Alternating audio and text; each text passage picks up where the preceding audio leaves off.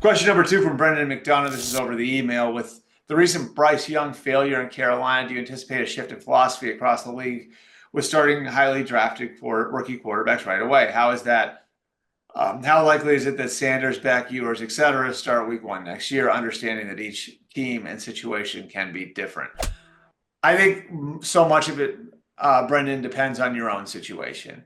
And I think what's so difficult for so many of these teams is that you get down the line in a season and you get to week four, you get to week eight, you get to week 12, and there's public pressure to put the rookie in. There can be pressure from your locker room to give the rookie a shot if your season is going the wrong way. And typically these guys wind up going to bad teams because they're drafted at the very top. If you want to look over the last 17 draft cycles, going all the way back to 2008. It's really 16 draft cycles.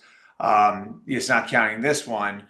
There were 48 quarterbacks drafted in the first round from 2008 to 2023, and only three of them were real redshirts. That's Jake Locker in 2011. It's Patrick Mahomes in 2017. If you fudge it a little bit, he did start the game at the end of the year, but he was really a redshirt. And then Jordan Love in 2020. And those three teams had two things in common. One, both of those teams contended to the very end of the season. The Packers and Chiefs made the playoffs. The Titans were 9-7 and were in it to the very end. And second, all three of those teams had established starting quarterbacks. The Titans had Matt Hasselbeck, who had been to a Super Bowl 6 years earlier. The Chiefs had Alex Smith, and the Packers, of course, had Aaron Rodgers. So without those pieces in place, without a contending team and an established starting quarterback, which takes all the pressure off of everybody to put the young kid out there, it's really hard to go through an entire season without at least trying to get a look at the guy.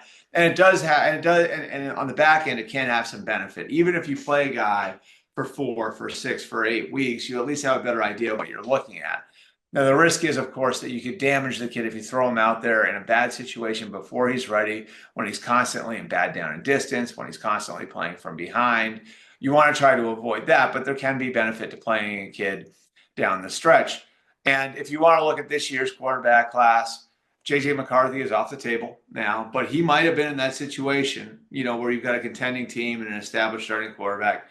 Caleb Williams is starting. Jaden Daniels is starting. Bo Nix is starting. You have Michael Penix, who has the potential to be in that situation with a contending team and a established starting quarterback. We know the established starter is there in Kirk Cousins. Do the Falcons wind up being a contender throughout the year? We'll see, but it looks like they could be. And then you have Drake May with the Patriots. And that's the one where he really needed the time to sit. And they have done creative things to try to ramp him up and get him ready to play and put him in a position to start if he needs to start. They've given him first team reps in practice on concepts, plays that Jacoby Brissett is really comfortable with and might not need the rep on.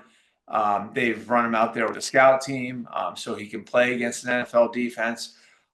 They've split those scout team reps too. So Joe Milton gets some of those. And when Joe Milton is out there, they have him working to the side on Patriots offensive stuff with TC McCartney. So they've done stuff to get him ready to go, but they're not a contender. And they don't really have like that quarterback that the rest of the locker room is going to look at and say, yeah, that's our guy. I can see why we aren't starting the young kid. So that's going to be an interesting one to follow. But Penix is set up in a way that's not that different than the way Jake Locker was set up in 11, Patrick Mahomes was set up in 17, or Jordan Love was set up in 2020. And so that's the one where you see that could be a real red shirt. Does it affect the other kids going forward? It depends on where they go. It depends on whether or not those guys are top 5 picks. I don't think any of them, any of the kids that are going to be in next year's class are locks to go in the top 5. Not Carson Beck, not Shedeur Sanders, not Quinn Ewers. I just don't see those kids right now as being locks to go that high. But it could happen. And based on where they go, I think that really will determine, what sort of chance they have to see the field in year one.